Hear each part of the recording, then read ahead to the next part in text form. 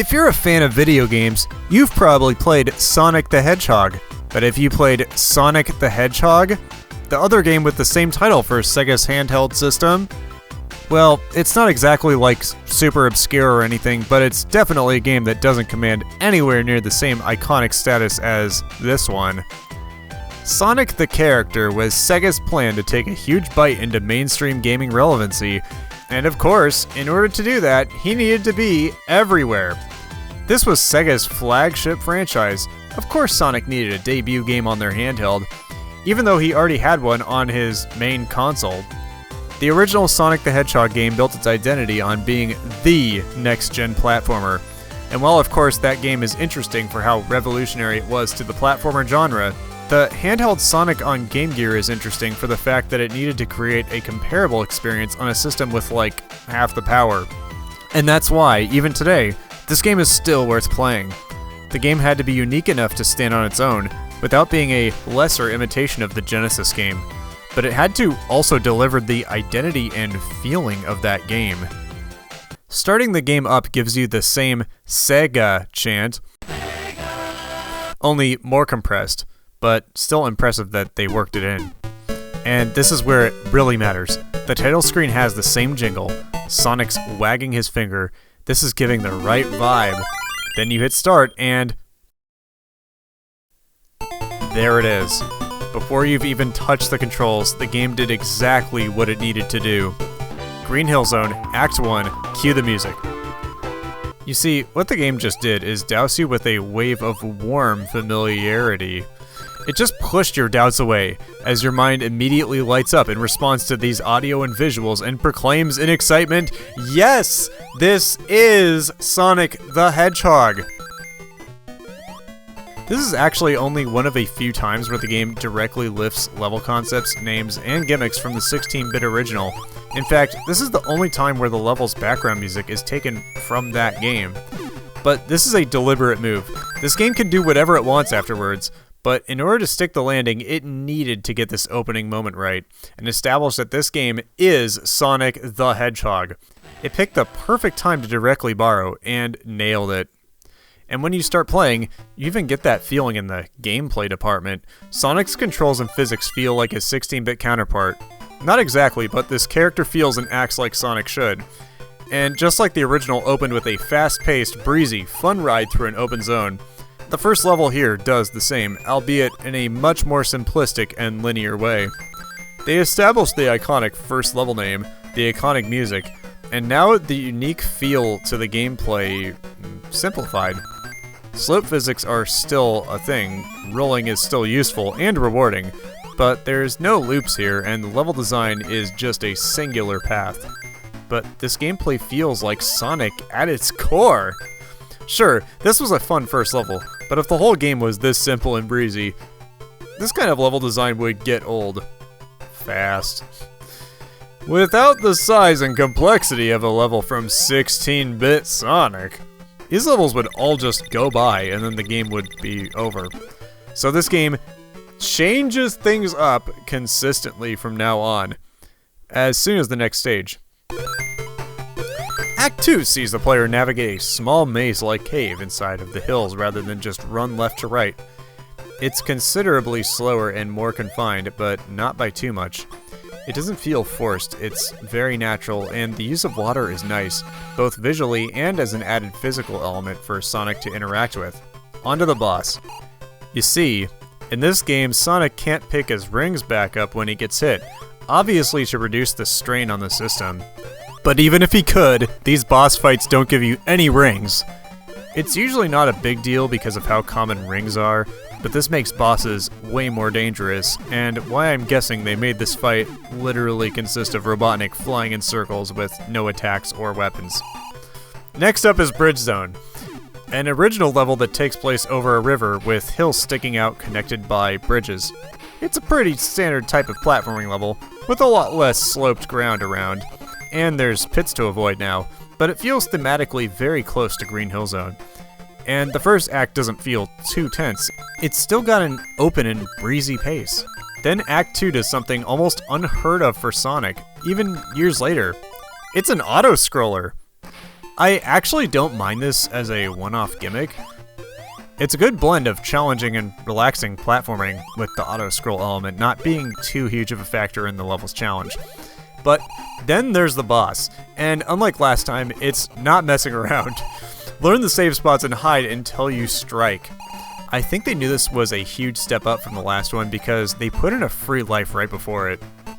Jungle Zone is next. This is where things get much trickier. There's a lot of places to fall here, punishing blind leaps of faith, at least the first time through. There's a lot more verticality this time, where you'll be on the ground, run across vines, and platform across waterfalls.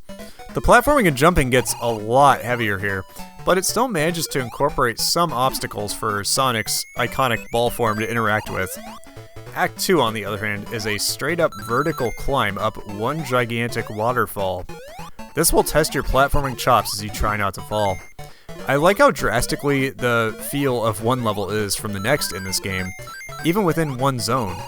The boss fight is pretty intense. You're balanced on one of these curved vines, which Eggman drops balls onto. Fighting the boss and not falling victim to the slope physics make this the trickiest fight yet. Next up is Labyrinth Zone. Okay. Well, its 16-bit counterpart is a messy slog that puts a screeching halt on the game's pace. This one fits in very nicely. I mean, first of all, there's the fact that this whole game's level design is more in line with traditional platformers, so it feels like a less drastic change of pace. And then factor in that in this game, Sonic has more space to move in thanks to the more spacious level design. And this level's gimmick works as an appropriate challenge and less of a weird misstep. Plus, I like how it's visually more colorful here, favoring more of a dark cavern aesthetic. While obviously sharing some stuff in common with its Genesis counterpart, there definitely is a unique feel to this one. I like the trade-off of the challenge of placing jumps with the challenge of speedrunning with limited air. For now, the difficulty has plateaued, not a bad thing mind you because this is Sonic. Except, dying to this boss might happen once or twice before you figure out its pattern, which, once you've figured it out, it's really, actually still a really easy boss. And I do like how they incorporate the underwater physics into this fight. As far as I'm aware, you don't run out of air during this stage, but I haven't tested it yet. But I don't think I've ever died by running out of air in this stage, so I think that's just a thing that you have to know, and then you'll be a lot less stressed, and you can just, yeah. Self-explanatory. Next, Scrap Brain Zone. The final zone of the Genesis game. This level kicks ass. It brings back Sonic's speed in full force, probably the hardest since Green Hill, but ups the difficulty at the same time. Act 1 is a straight-shot gauntlet through conveyor belts, obstacles, and some pits. Just like Labyrinth, the music is not from the Genesis, but an original composition. The level design actually feels very much in line with the philosophy from the Genesis game, only here it's executed in a much more dramatic way. Both Genesis levels were linear Sonic levels, but Act 1 took place outdoors and was just a standard linear romp to the end. And Act 2 took place indoors and had a confusing maze-like vibe thanks to these tubes that would send you from one section of the level to the next. In the 8-bit game, the first level is very linear, like I said. It's just a straight shot. But Act 2 is an actual maze with non-linear navigation between a few rooms indoors. But it's still fast, exciting, and very satisfying to complete. Act 3 further throws a wrench in the formula, with it making you navigate this path full of doors to get to the end. It ramps up tension as you fight the confusing layout until you finally get out to see Eggman escaping. That's right, there's no boss fight, and there's more to go before the end. Time to follow Robotnik. And yes, I'm calling him both names. I know I called him Eggman earlier, don't hate. Skybase is pretty dramatic visually. It's all stormy and there's these metallic structures everywhere, and so are lightning and electricity hazards that in no time will zap you to death if you're not careful, with some turrets that can catch you off guard for good measure. You'll be playing a lot of stop and go to stay safe if this is your first time. It's very exciting, and I love the use of color here to give the level this darker and more dramatic atmosphere. Climbing across these metal structures in the sky is such a cool and memorable way to ramp up the intensity leading up to the end. There's just something I love about a dark, blue ambience and a dark sky contrasted with bright, sinister, flashing lightning. Plus, the music gets the hype level across just as well. They really did nail the music choices for what would play during each section of this game, especially towards the end. Speaking of ramping things up, Act 2 does that again, because Sonic has to beat this one ringless. Your main obstacle here is remaining aware of your surroundings while the ship bobs up and down. I love this moment here where they make you narrowly avoid a bomb trap. Get to the end, and in the final stage, you'll face the Doctor himself in his final contraption. Put everything you've learned to use, and you'll work out a way to win. Not too hard either. It's not that hard of a boss, especially because the game has already made every boss fight start with no rings. Make it blow up. Robotnik tries to teleport away, but Sonic's right behind him, delivering the final blow and saving the day. For now. So that's Sonic the Hedgehog, Game Gear version. And I love this game. This game was made by a different development team, but to this day, I am extremely impressed by their end product. Clearly, they understood the fundamentals of Sonic's gameplay design, and they made a game reflective of it. Their level design in this game is constantly on point. While it never gets going as fast as the Genesis game, the thing I think it actually does better than the Genesis version is consistency. The levels start out easy and get more precarious just like any game should, but they never do that at the expense of the potential to go through them fast. And every single level feels unique. There's always something different going on every time a new level starts. Also, the game oozes replayability just like a Sonic game should. Extra lives are plentiful for beginners, but collecting them is still satisfying even if they're not needed, because at the end of the game, every life the player still has is tallied into the final score.